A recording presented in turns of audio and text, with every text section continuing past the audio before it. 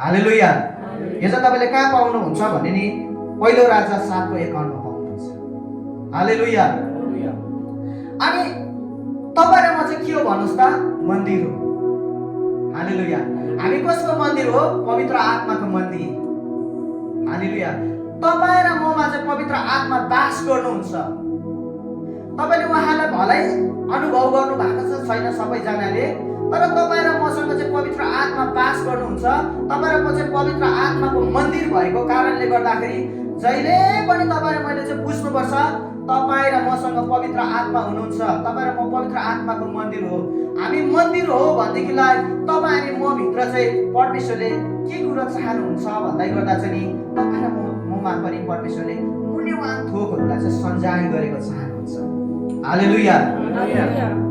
यस कारणले गर्दा त्यो मूल्यवान थोकहरूलाई सञ्चार गर्नको लागि चाहिँ तपाईँ र मैले के गर्ने त भन्दाखेरि चाहिँ हाम्रो कम्बरलाई कस्नु पर्यो।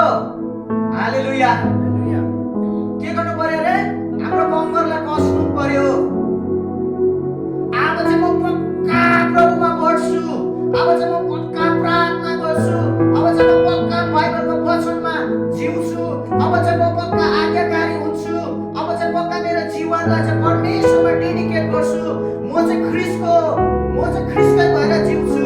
संसारमा चाहे मेरो लागि सफलता आओस् कि नआओस्, म यीशुको। हालेलुया। जब यो प्रकारले हामी कम्बर कस्छौँ नि, अनि मात्रै हाम्रो लागि त्यो भण्डारमा चाहिँ असल थोकहरू सञ्चयको सुरु हुन्छ। हालेलुया। तपाईँ अनि म भित्र चाहिँ म चाहिँ होइन भण्डारे हो। त तपाईँ र म भित्र चाहिँ नि किन तपाईँ र म चाहिँ भण्डारे हो भन्दाखेरि नि तपाईँ र म चाहिँ त्यो भण्डारमा सञ्चय गर्ने। तपाईँ र मेरो हृदयमा नि परमेश्वरले उहाँको बहुमूल्य थोकहरूलाई चाहिँ सञ्चय गरेको चाहनुहुन्छ वास्तवमा। हालेलुया। हरेक दिन हाम्रो हृदयमा चाहिँ नि हाम्रो हृदय चाहिँ एउटा भण्डार हो। बुझ्दै हुनुहुन्छ? हरेक दिन हाम्रो हृदयमा चाहिँ केही न केही चाहिँ सञ्चय हुँदै गरेको हुन्छ। यदि हामीले बहुमूल्य थोकहरूलाई सञ्चय गरेनौँ भने पनि त्यहाँ केही न केही कुराहरू थोकहरू सञ्चय हुँदै गरेको हुन्छ। तर तपाईँ र मलाई थाहा छ तपाईँ र मेरो हृदयमा चाहिँ हामीले के सञ्चय गर्दैछ, होइन? बुझ्नु हुँदैछ मैले भनेको कुरा?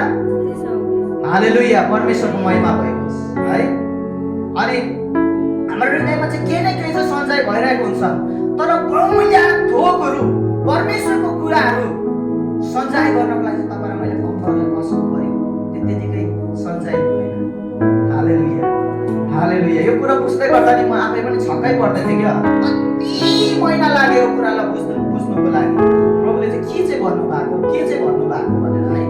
अनि भण्डारीको विषयमा कुरा गर्दै गर्दा चाहिँ भण्डारी भन्ने चाहिँ एउटा यसको सन्दर्भमा हेर्दै जाँदा चाहिँ एउटा विशेष यो एउटा लिडरहरूको लागि पनि हो, सेवाकाई गर्ने व्यक्तिहरूको लागि।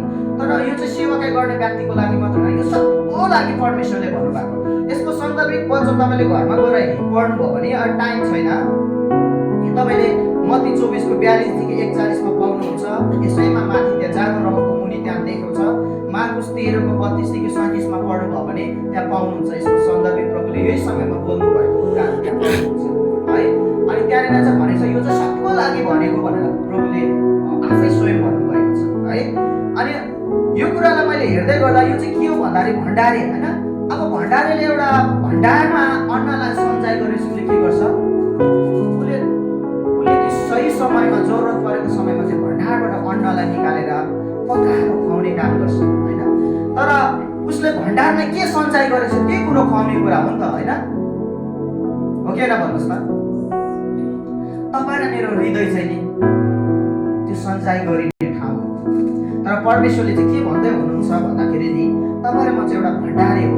अनि भण्डारी भएपछि चाहिँ हामीलाई चाहिँ परमेश्वरले चाहिँ उहाँको राज्यको कुराहरू चाहिँ सञ्चय गर्नको लागि चाहिँ तपाईँ मलाई जिम्मा दिनुहुन्छ। हामी भित्र चाहिँ के सञ्चय गर्ने भन्दा चाहिँ उहाँको राज्यको कुरा। हालेलुया। जब तपाईँ र म यो वचनमा आज्ञाकारी हुन्छ नि, जब तपाईँ र म यो कुरामा आज्ञाकारी हुन्छ नि, अनि यो वचनमा तपाईँ र म आज्ञाकारी हुन्छौँ भनेदेखिलाई चाहिँ परमेश्वरले स्वर्गको ढोकाहरू खोल्नुहुन्छ। जब परमेश्वरले स्वर्गको ढोका खोल्नुहुन्छ नि, अनि तपाईँले मेरो जीवनमा साँच्चै नै तपाईँ र मेरो जीवनमा तपाईँ र मेरो भण्डारमा चाहिँ असल थोकहरू परमेश्वरले हालिदिनुहुन्छ।